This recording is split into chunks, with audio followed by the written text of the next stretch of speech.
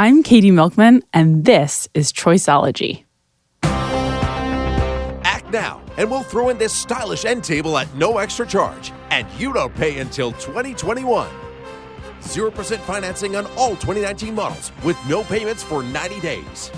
What are you waiting for? Call right now and get your first order free. We've all been there. You spot a seemingly good deal on a thing you didn't even know you needed, but you feel compelled to act. You need that fancy banana slicer now, and the ad says if you order today, you'll get a bonus spork. Awesome! But what's actually going on here? Is this something you really need, or is it an impulse buy? Is cooking even your thing? Why does the immediate reward of a small thing sometimes get in the way of bigger, more important things down the road? That urge to grab a candy bar on your way through the checkout line probably gets in the way of your long-term diet goals. But maybe you do it anyway. What's up with that? We're going to look at how our choices are influenced by the way we experience time, the here and now, and the future. You'll wonder how you ever lived without it. Order now. Supplies are limited.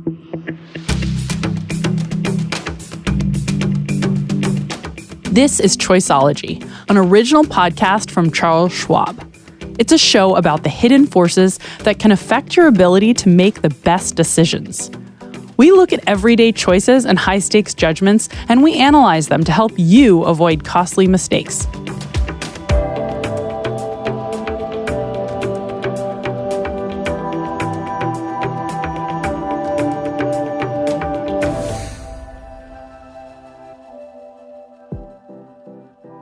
We've gathered some unsuspecting victims together for a test.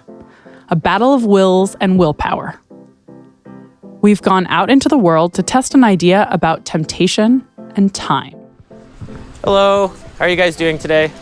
So we're asking the question, given the choice between an apple and a chocolate bar, which would you eat right now? Probably the chocolate. Yeah. Chocolate bar. Okay. I'd take a chocolate bar of some sort. 2 chocolate bars, please. Given the choice between an apple and a chocolate bar to eat right now, today, what are you choosing? Probably have to go with an apple. Okay. Go ahead and pick whichever one you want right now. I'll have a chocolate bar. So you would eat a chocolate bar right now. If you were, say, planning for a snack to eat tomorrow, which one are you going to choose? The apple. I take an apple for my lunch to go to work. It's healthier. I eat enough sugar in a day. I think for tomorrow, I would take the apple. And what if you had to choose between an apple and a chocolate bar for a snack to have tomorrow? I go for the apple, I think. And why do you think there's a difference between what you'd choose tomorrow and what you'd have right now? Because the chocolate's nicer and the apple's healthier. So tomorrow I'm trying to make a good decision for tomorrow, a healthier decision. But today I just want to eat the chocolate.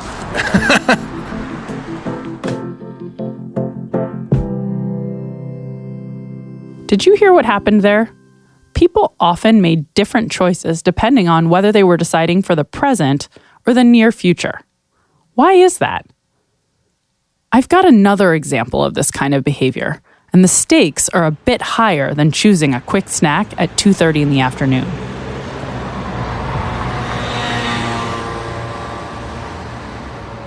Basically, my childhood experience was no love at home, no father figure, and pretty tough at school as well. Alex had a tough childhood. He grew up in a suburb of Toronto. His father left when he was 3.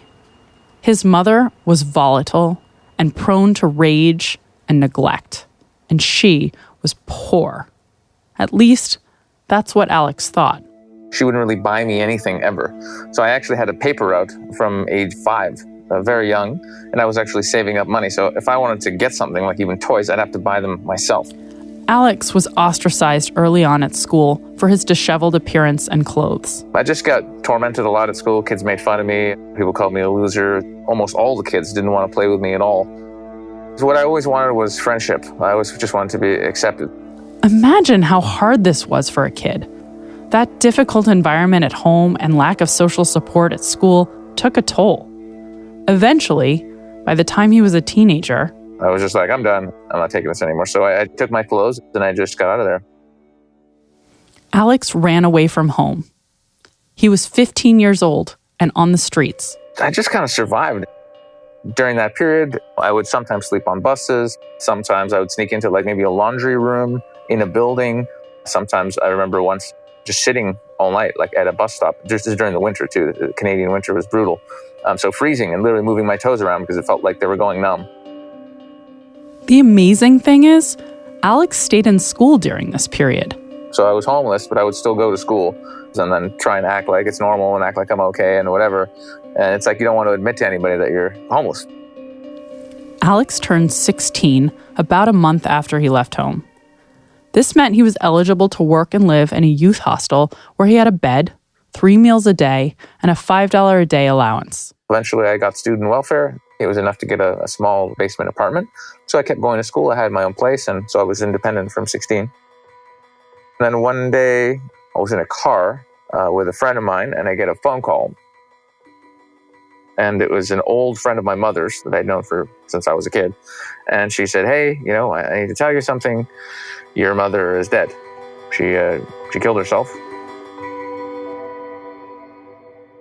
So I was absolutely shocked, surprised. And I wouldn't even say, in that moment, I wouldn't even say sad. You're just too shocked and in a state of disbelief to really process it, what that means. Alex knew his life had changed, but he had no idea how big a change it would be. He received the keys to his mother's apartment. So I just went to open the mail, and there's one bank account, and it's got like $500,000 in it. It has her name and my name on it, so it's already in my name. And then I opened another one, and it had like, 200,000 or so, maybe 250 British pounds. So it was like that much just in cash, like just sitting in bank accounts that's already in my name. And I inherited about $1.1 million when I was 18.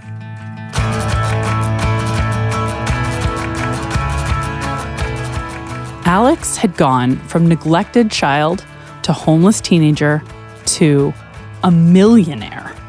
When I actually started realizing the amounts and I started opening these envelopes up, you just start flipping out. You're happy, but you're also in a state of shock. How did this happen? Where did his mother get all this money?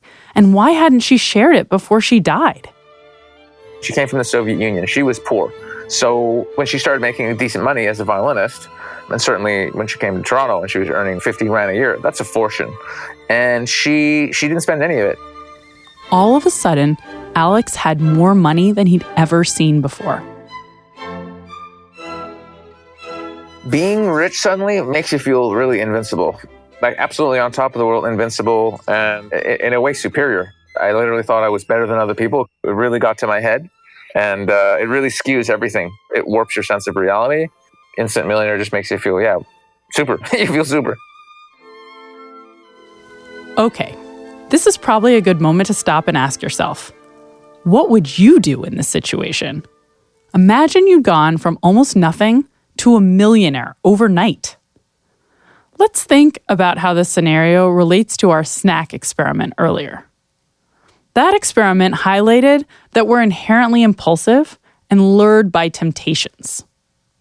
Instant gratification can take many forms. Unhealthy food, going out for a wild night before an exam instead of studying, or spending money the minute you get your hands on it. You can imagine in Alex's case that he would be tempted to spend a chunk of that $1 million windfall right away. As a matter of fact, he went to town. I remember spending money quickly, but I couldn't even tell you on what. You just don't think about it when you have that much money. For me, it was just like, okay, suddenly I'm Mr. Cool, and man, it just completely went out of control. I spent a lot of money on eating out, going to restaurants, $250,000 penthouse. I lent several friends between $20,000 and $50,000. One guy lent $100,000. Quite a bit on clothing, a little bit of travel, a movie script. I got a producer credit for funding this movie. So there was a lot of 20, 25, 50K pops to just help somebody who I thought was my friend. And of course, none of that money ever came back. As you might have guessed, this extravagant spending spree came to an abrupt and unhappy end. The last time I checked, I had maybe 10,000 or something in my main account. And I hadn't checked in a while. I was kind of like scared to look. And then I thought, okay, I better take a look. And I took a look. It was like $800 or something. And I thought, this is it. This is it. It's over. There's nothing left. And it just hit me like, okay, that's it. I'm about to be broke again. Alex burned through his entire $1 million inheritance in about 5 years. When you grow up and you just don't have anything, and suddenly it's like you have virtually unlimited money and you can have anything, man, it's just a shortcut to feeling good. You spend money, you just get whatever you want to. It's so instant. It's instant gratification. There's no like, oh, it's a bit expensive or maybe it's not a good idea. You're just in heaven. It's like finally going to Disneyland. Happily, Alex learned from his mistakes. He managed to pull himself back from the brink and now has a successful career and some money in the bank. I learned a lot about myself. That experience was a stepping stone for me, and it was extremely profound. And actually, even when it was happening, even when I blew all that money and it was all over, I knew deep inside, I knew that one day I would have money again and that I would treat things very differently.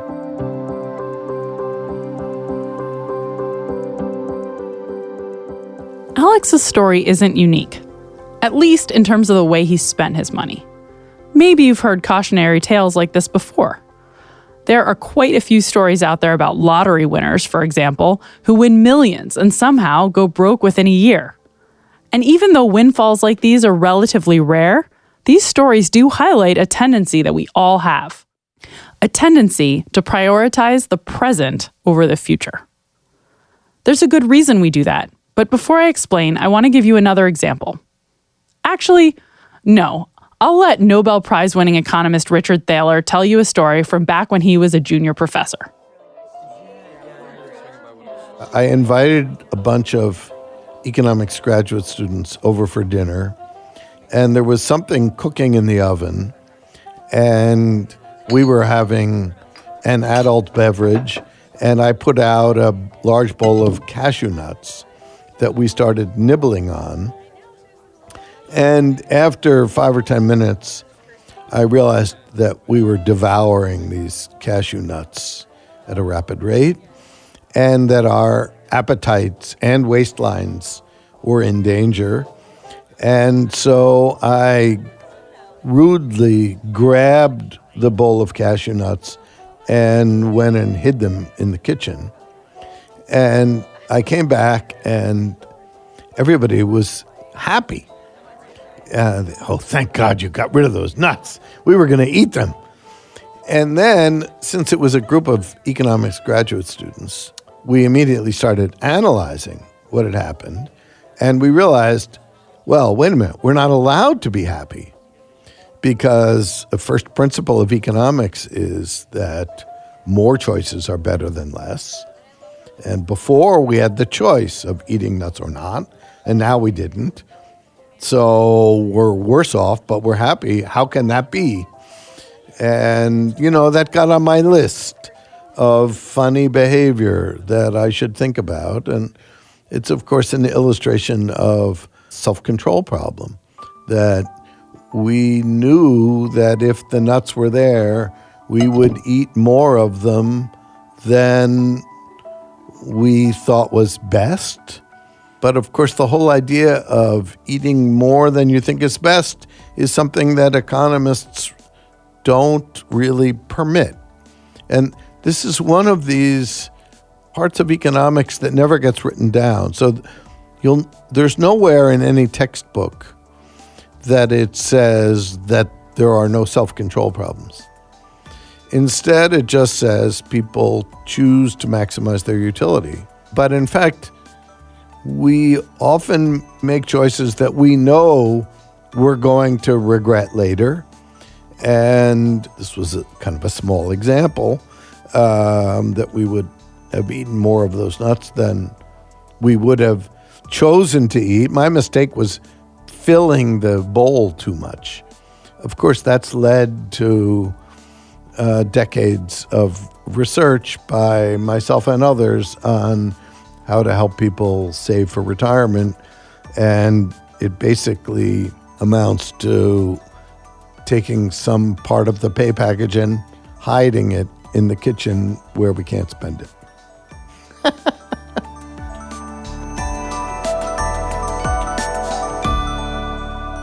That was Richard Thaler, winner of the 2017 Nobel Prize in Economics, and the co-author of the New York Times best-selling book Nudge, Improving Decisions About Health, Wealth, and Happiness. We'll hear more from Richard later in Choiceology in other episodes, but one thing he didn't do in that story was name this tendency to favor immediate small rewards, like a bowl of cashews right in front of you, over bigger future rewards, like the dinner in the oven. There's actually a term for it, and it's called present bias. It's basically the idea that people care too much about things that they can get or enjoy in the present relative to things they'll get and have to wait for in the future. Richard's dinner guests discounted the value of the future dinner and overvalued the cashews that were right in front of them. The same thing goes for the people in our apples and chocolates experiment earlier. I actually showed in my own research that this happens in other settings too. It happens when people rent movies, for instance.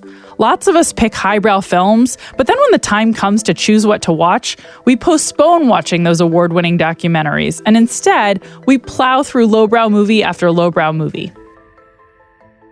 I want to get a bit deeper into this bias with my friend and colleague Angela Duckworth. Angela has done some great research on the general topic of self-control failures and present bias. Hi, Angela. Thank you so much for coming to the studio today. Hi, Katy. It's great to be here. Angela, what do you find most interesting about present bias? I think the idea that human beings are so myopic is itself interesting, though I think we should cut ourselves some slack, because if we compare ourselves to other animals like squirrels and dogs, cats, and even our nearest cousins, monkeys and orangutans, we are much more farsighted than other animals. I think what makes the human condition so interesting is that we struggle with present bias. We're aware of present bias. It tortures us. We feel bad about, skipping out on exercise because we can see ahead into the future. So yes, we have present bias, but we at least have, compared to other animals, enormous awareness of present bias, and that is a start. Okay, how does present bias change over a person's lifetime? When you look at very young children, right, let's take babies. They are pretty much living in the moment. You don't see babies worrying about their retirement savings, for example. And then when you progress through, toddlers and preschool, early elementary school, you can see that the time horizon is extending into the future. It is probably not the case that, 50-year-olds are a whole lot more farsighted than 40-year-olds, but certainly throughout childhood and adolescence, there is this extension temporally into being able to see farther and farther into the future. Now, that doesn't mean that we can always do something about it. For example, adolescence is probably the most impulsive period of life, in a sense that adolescents know they're doing stupid things, but they're still doing them. So the idea that you're aware of the future doesn't guarantee that you're going to act in your future best interests. So does that help explain why a teenager who inherited $1 million might spend it down very quickly? Adolescence is such a fascinating period. I mean, anybody who has a teenager, go ahead and roll your eyes with me, because I have too. And teenagers are at their peak for reward sensitivity and sensation seeking. There is a kind of drive to do things that are novel, fun, exciting, and pleasurable when you are a teenager that you don't have as strong at any other developmental period, it seems. At the same time, your capacity to control yourself, your prefrontal cortex maturity, the strategies you have to regulate your impulses, those are coming along, but they're still developing. And that's why some people call adolescence the perfect storm, because you have these strong impulses for immediate gratification and yet still developing capacity to control those impulses. So, Angela, what's your favorite study on present bias? I really like studies that show how you can overcome present bias and, overcome the fundamental human conflict that we all have between now I can feel this good thing right away, it's going to be pleasurable, versus, 5 minutes, a year, 10 years later, I'll be better off. So what can people do? Really, the trick to self-control is to bring that gratification forward, not to delay gratification, but in clever ways to consume things in ways that are immediately pleasurable. And here's, one example. Ayelet Fishbach at University of Chicago has shown that when you encourage people to think of something as important to their long-term future, you don't actually do a good a job at motivating them as when you encourage them to think about it as fun and enjoyable. She showed this with gym goers, and the idea that if you could think about the thing you're about to do at the gym, that next piece of exercise equipment, how can you get the most fun or pleasure out of it? Actually, that's going to end up paradoxically benefiting you and your exercise habit in the long term. So one way to avoid giving in to immediate temptation is actually to make whatever you should be doing tempting as well. To try to make that future value feel like something that's enticing right now. I think that's actually the secret to self-control. We can basically toggle our immediate experience in clever, strategic, tactical ways. But it's so hard to resist temptation. It was Oscar Wilde who said, I can resist everything except temptation. And for many of us, we would say, oh yeah, that's exactly me. That's such a good quote. Thanks so much for taking the time to chat with me today, Angela. I loved it. Let's do it again. I'm Katy Milkman, and this is Choiceology, an original podcast from Charles Schwab. You might be wondering how cognitive and emotional biases can affect your financial decisions. Well, we have some help for you on that front. Check out our sister podcast, Financial Decoder. It's designed for people who want to make better decisions with their money. Mark Reapy hosts the show. Mark is the head of the Schwab Center for Financial Research, and he can help demystify some of the financial choices you might be facing so that you're better equipped to avoid mistakes. You can find it at schwab.com/financial decoder or wherever you listen to podcasts.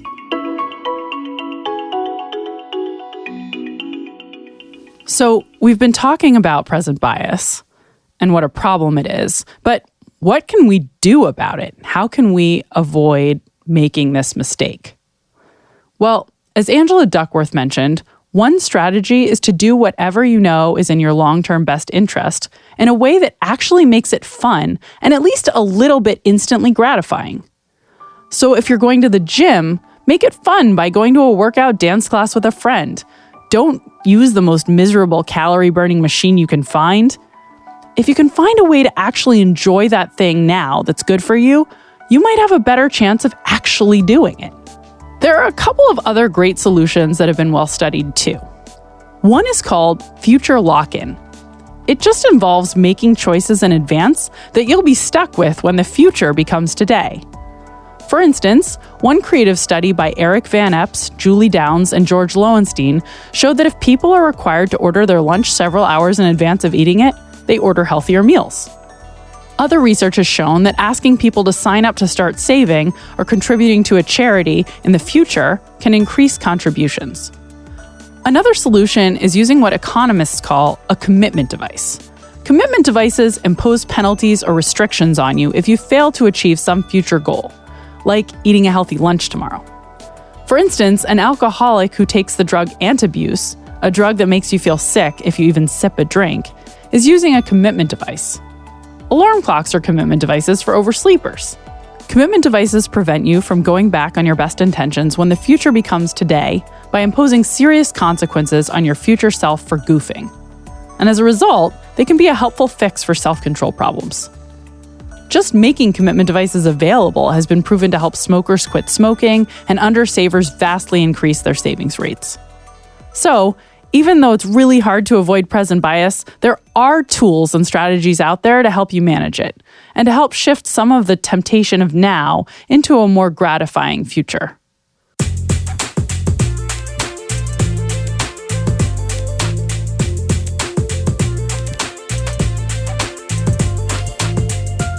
You've been listening to Choiceology, an original podcast from Charles Schwab. If you've enjoyed the show, leave us a review on Apple Podcasts. It helps other people find the show. And while you're there, you can subscribe for free. Same goes for Google Podcasts and other podcasting apps. Subscribe and you won't miss an episode. Next time on the show, another psychological effect that causes you to run with the crowd, even when it might not be in your best interest. I'm Katy Milkman. Talk to you next time.